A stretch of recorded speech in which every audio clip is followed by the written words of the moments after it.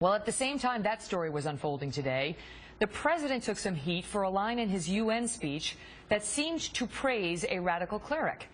The Kelly File first told you about Sheikh Bin Bayyah in May, when the State Department tweeted and then deleted and apologized for promoting a link to his page. His supporters say he is a moderate and that he's not radical. But as we explained back then, his connections are anything but clear. He is the vice president of this outfit called the International Union of Muslim Scholars, which is run by a guy named Sheikh Yusuf Qaradawi, probably the most prominent Sunni Islamic cleric in the world, really the top jurist of the Muslim Brotherhood, and someone who jointly with Sheikh Bin Bayyah and these other Muslim scholars, who, by the way, now include one of the top leaders of Hamas, who's come on board.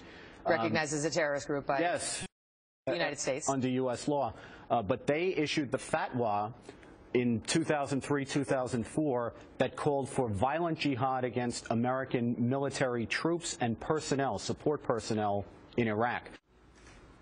So his group effectively called for the deaths of American soldiers. And even though the White House has repeatedly taken heat for associating with him, he went to the White House once, the president again invoked this sheikh this morning. Look at the new forum for promoting peace in Muslim societies. Sheikh Bin Bayyah described its purpose. We must declare war on war so the outcome will be peace upon peace. Dr. Jasser is founder and president of American Islamic Forum for Democracy. He's also author of A Battle for the Soul of Islam and a U.S. Navy veteran. Zudi, good to see you again. And so the administration does not believe that he is radical. They say that, look, in March of 2014, over 250 Muslim scholars met in Abu Dhabi at the Forum for Promoting Peace in Muslim Societies. Their aim was to refute extremists' ideologies, and he was at the center of doing that. And so this is someone who they need and they want to promote as an outreach to the Muslim world, those who are more extreme, to bring them back.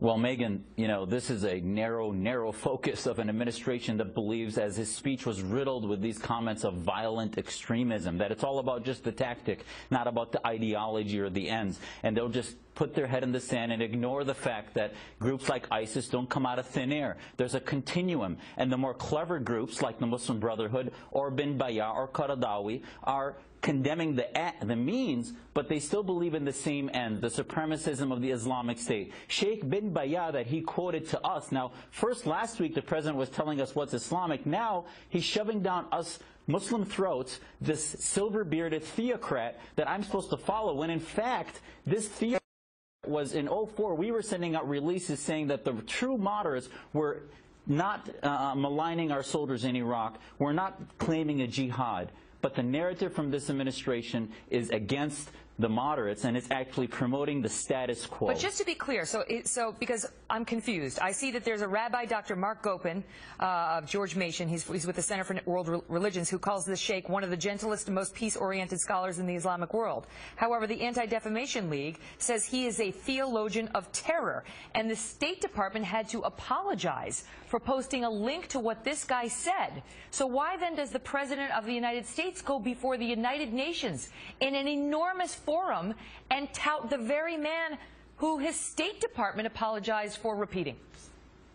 Well, because the bottom line is the narrative is that he doesn't want to take on this Islamist ideology. He wants to take on the tactic of terror. So when you have these super soft and what appear to be kind-hearted gentlemen condemn Al-Qaeda, condemn the ISIS groups, they're not going to look at what fuels that, which is the sheikh himself was the sheikh, the head of Sharia in Mauritania, where they still condone slavery. This group was issuing fatwas against Israel, against America, and they were. I mean, I looked it up. I looked to try to find the part where he denies that or denounces it or says he's had a change of heart.